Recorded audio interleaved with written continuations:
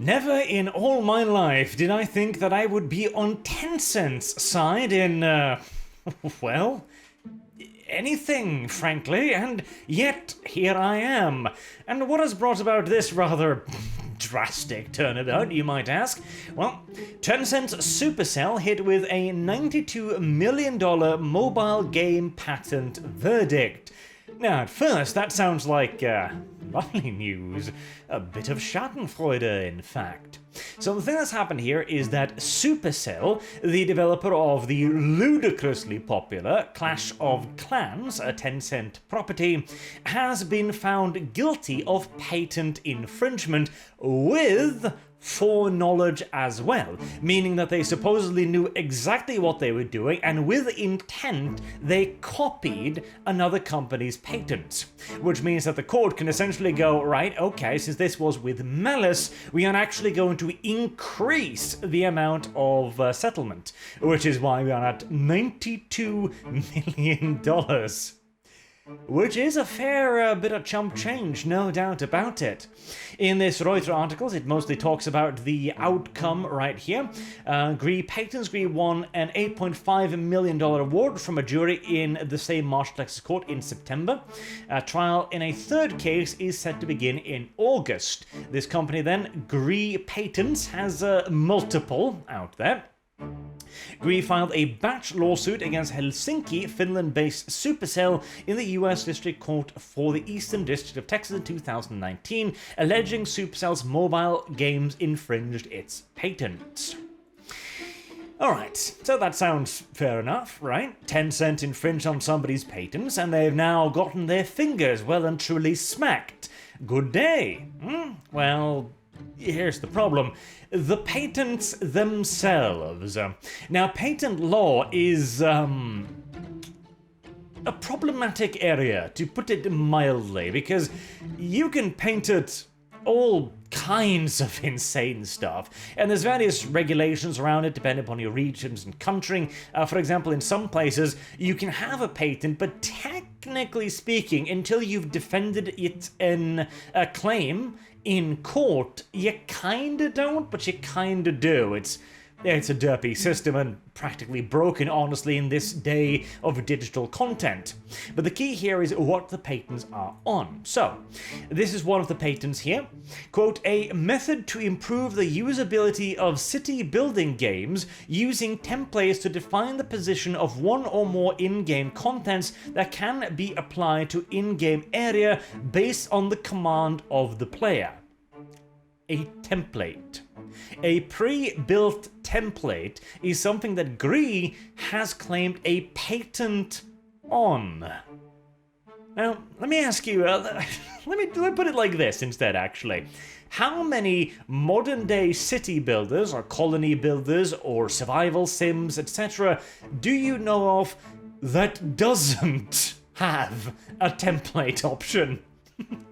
Technically speaking, if this verdict is upheld, then Gree is within their rights to sue all of those games, and they can now have a verdict that says, yeah, no, this is fine.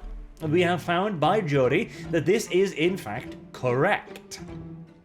That's a problem. Now, there's a whole issue about the idea of, and first of all, this is a method to improve the usability of city building games using templates to define the position of one or more in-game contents. Alright, again, it's so fluffy and means nothing that it could be anything. It could be a template for buildings. It could be a template for a power grid. Anything at all that improve the usability of city building games. So a power grid, a sewage grid, a building grid, a road grid, all of that, any templates that exist would now, technically speaking, be infringing upon Gree's patent. There is a very good reason why you should not be allowed to patent game mechanics, frankly. A server and method for transferring an object between two users, as well as the communication module for sending and receiving requests for transfers from other players.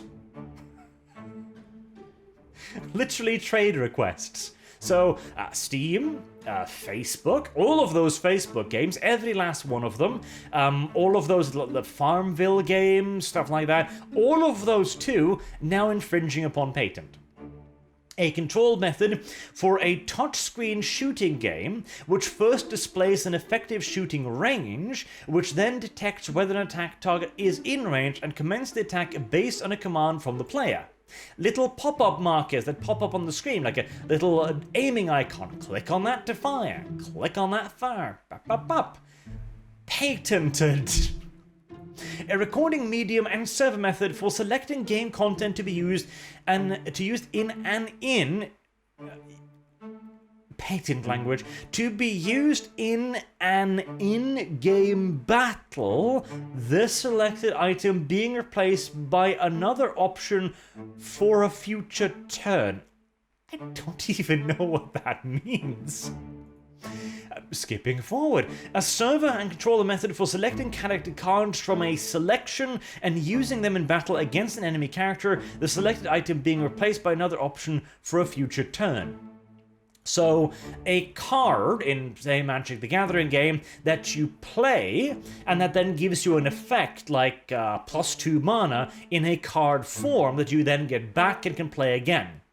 Patented now by Gree. Can you see the problem yet? Yes.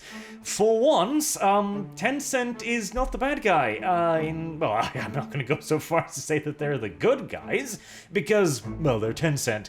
But Gree here, like, this is an abuse of the patent system. It absolutely is. And the issue, again, is a jury of your peers sounds great, right? Oh, it's a peer, jury of your peers, great. No firmer, no fairer system of law, right? Until, of course, you realize that most of your peers are probably clueless as to what's going on. And the juror selection process, of course, has both sides' legal counsel trying to weed out anyone and everyone who might have an opinion one way or the other. In other ways, people who actually might know what they're talking about. For any person who plays games on a mobile device, who plays on an iPad, a touchpad, or hell, a gamer in general, would immediately know that allowing somebody to patent any of this would affect practically the entire gaming industry. In fact, like, with this, I think it would. Like, beyond what, a handful of titles? What game doesn't have a template of some sort? Though, granted, I suppose, usability of a city-building game specifically, so there you go. I guess they were somewhat specific there. In all due reality again, a jury of your peers is nothing more than a group of guppy fish sitting there with their mouths agape, waiting for either side's legal counsel to fill it with their own opinions and views on things. Now, this has been brought up to an appeal. I hope it gets overturned, because if it doesn't, again, this could genuinely be disastrous for gaming in general. So, yeah, cheering for Tencent.